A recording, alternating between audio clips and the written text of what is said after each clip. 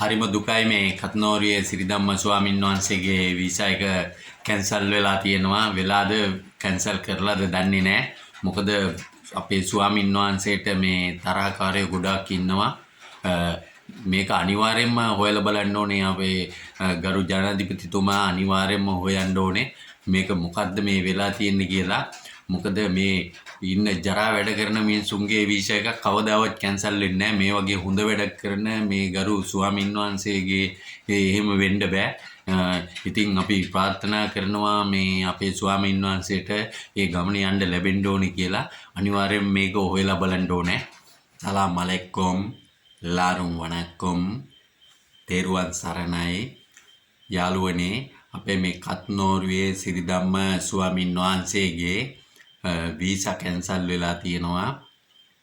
ඉතින් මම මේ ඉල්ලීමක් කරනවා අපේ ගරු ජනාධිපතිතුමන්ගෙන් උන්වහන්සේගේ වීසා කොහොම හරි හදලා දෙන්න. මොකද පිටරටකට ගිහිල්ලා හදවත් කීයක් සුවපත් කරන්න පුළුවන්ද මේ ගරු ස්වාමීන් වහන්සේට.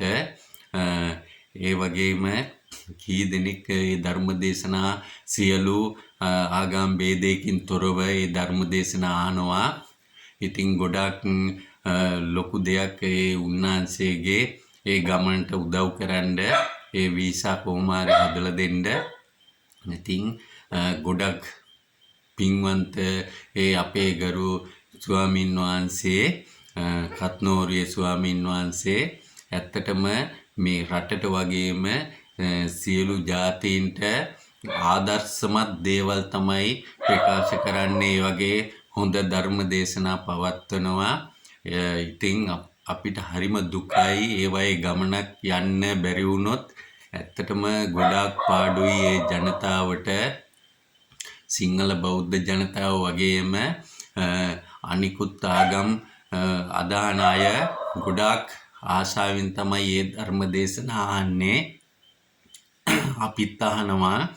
ඇත්තටම ඒ දේ ඉටු කරලා දෙන්න පුළුවන් නම් ඒ නිලධාරීන් එකතු වෙලා ඒ ගමනට සහයෝගයක් දක්වන්න ගොඩාක් ලොකු පිනක් ඒකත්.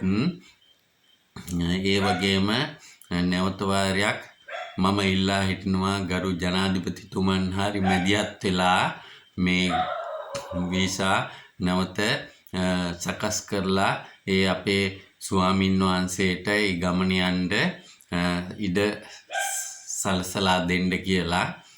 එහෙනම් යාළුවනේ තව කාරණාවක් කියන්න ඕනේ. මේ අපේ කත්නෝරුවේ සිරිධම්ම ස්වාමීන් වහන්සේ අපේ ගමට ගෙන්නන්න හිටියේ. මොකද විශාල සෙනගක් රැස් වෙන නිසා එහෙම ගෙන්නන්න අමාරුයි. ඒක නිසා කවදා හරි දවසක අපි පන්සලකට කොහොම හරි කරලා ගෙන්න ගන්න ඕනේ. ඒ ධර්ම දේශනාව පවත්වන්න ඕනේ අපේ සියලු ජනතාවට. හරිම හොඳයි. අපිට ජීවිතේ හදාගන්න ඒ වගේම ජීවත් වෙනකොට ඒ යන්න ඕනේ ඒ ගමන් මාර්ගය ඔක්කොම කියලා දෙනවා. හරිම ආසයි අහනින්ද. සියලු ජාතීන්ම මේ ධර්ම දේශනා අහන්න එනවා. තමිල්, ඉස්ලාම්, සිංහල කියලා ભેදයකින් තොරව. ඉතින් අපේ ස්වාමීන් වහන්සේට හොඳ ආරක්ෂාවක් දෙන්න ඕනේ. ඒ වගේම උන්වහන්සේ අපි රැක ගන්න ඕනේ. හොඳ වටිනා කියන ස්වාමීන් වහන්සේ නමක්. ඉතින් මේ ශ්‍රී ලංකාවට මේ වගේ ස්වාමීන් වහන්සේලා පහළ වෙනවා කියන්නේ ලොකු පිනක්. මොකද උන්වහන්සේ කියනවා මේ තරුණ පිරිස් ප්‍රජාව බේරගන්න ඕනේ. කුඩු ගංජා ගාන අය ඒවෙන් නතර කරන්න පුළුවන් මේවයි කියලා. ඒ වගේම මම දැක්කා වීඩියෝ එක මේ තරුණ අය ඒ අරක්කු මත්ද්‍රව්‍ය බොන අය ඒවා නතර කරාලු. ඉතින් ඒ වගේ දවසින් දවස එක්කෙනා ගානේ හැදුනත් අවුරුද්දක් යනකොට බලන්න 300 ගානක් 365ක්ම හැදෙනවනේ. ඉතින් කොච්චර හොඳ රටක් නිර්මාණය කරන්න පුළුවන්ද මේ ස්වාමීන් වහන්සේට.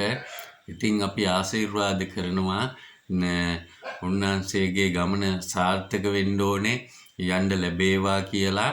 මොකද ඒ රටෙත් ගොඩක් ආසාවෙන් ඒ ධර්ම දේශනාව අහන්න ඇති කට්ටිය.